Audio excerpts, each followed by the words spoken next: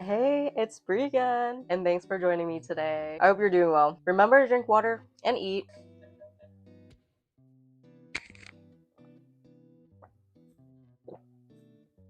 Okay, today on the menu is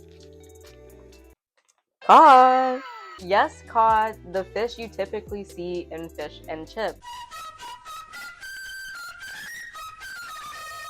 Felt like poking fun at the British for a second, just for shits and giggles. Anyway, I just wanted to share this case study with you all because it's a prime example of why we shouldn't overfish. And I'm talking about the cod moratorium. I'm assuming you haven't heard of it. I definitely didn't until I took my aquatic food management class. I'm a certified fish nerd, but yeah, let's just dive into it. So, our main character is the Atlantic cod. Atlantic cod are long-lived fish. They can live for more than 20 years. They like to live near the ocean floor, and they prefer colder waters in the North Atlantic. They're also top predators in the bottom ocean, feeding on other invertebrates like shrimp and clams, and they also like to eat small fish. They can also grow up to 51 inches, or 4 feet for my Americans, and can weigh up to 77 pounds. They can become big old fish, certified boss level. I also think they're pretty fish. Like, they have a little leopard print going on. Like, what is this diva wearing leopard print for? They reach sexual maturity at 2 to 3 years old, with females releasing 3 to 9 million eggs when spawning. Atlantic cod are slow growers, meaning they can be cooked if they're overfished.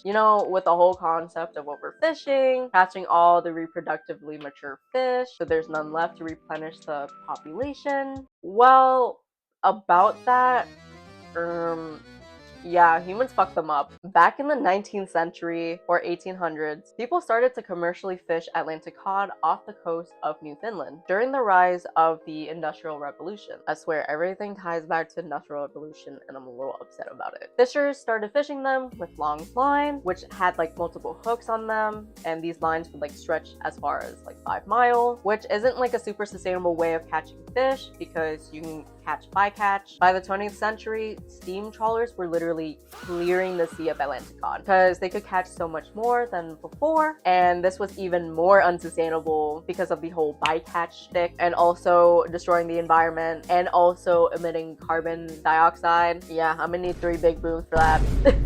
When the freezer was invented in the mid 1800s, the cod population was cooked, finished, kaput, like cooked. Like, I'm talking about factory ships being able to hold up to 4,000 tons of fish. That's like equivalent to 64 million Costco hot dogs on a boat. And they were able to stay at sea for longer because their fish wouldn't perish in the freezers. And in 1968, a peak number of 800,000 tons of cod were caught in the North Atlantic. Who the fuck is eating this much cod? Like, bro, we were only catching 200,000 to 300,000 tons, which is still a lot in previous years. What the flip? And guess what? Guess what happened? From 1962 to 1992, the cod population dropped by like 98%. When the Canadian government decided to close the cod fishery in 1992, the population was literally at 1% of what it used to be.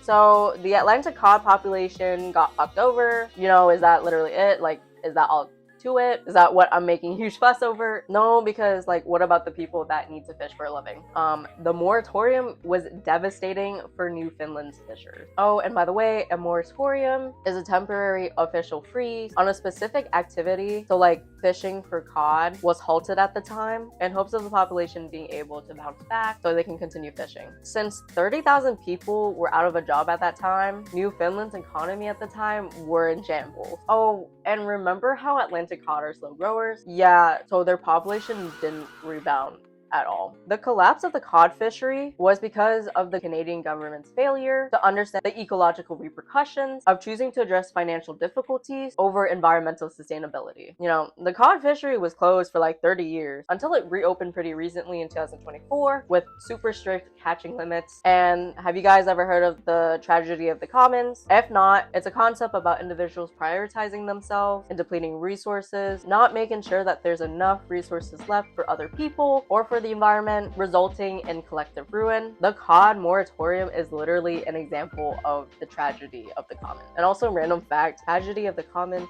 was coined in 1968 by a tenured professor in the Environmental Studies Department at UCSB. I low-key had no idea who this person was before researching for this video, and yeah, I'm not mentioning his name because he's problematic as fuck. Bro is a white nationalist, anti-immigrant, ableist, homophobic, and a eugenicist. Like, bro should have believed that non-white people were intellectually, physically, and culturally inferior to white people. He could have been chill, but he decided to be a shitty person. There's a lot of criticism with the tragedy of the commons. I, for one, don't necessarily believe in everything that person who coined the term or concept. Like, if you know me in real life, no, I don't mess with that. I think for the point for this discussion is that it's important to understand that overfishing is bad and it's unfair to everyone and the environment if all the fish are gone. Remember, we have one earth, one big blue ocean. Don't be shellfish and share the fish with others. Thanks for listening to me yap. Catch y'all on the flip side, or should I say, catch y'all on the fin side.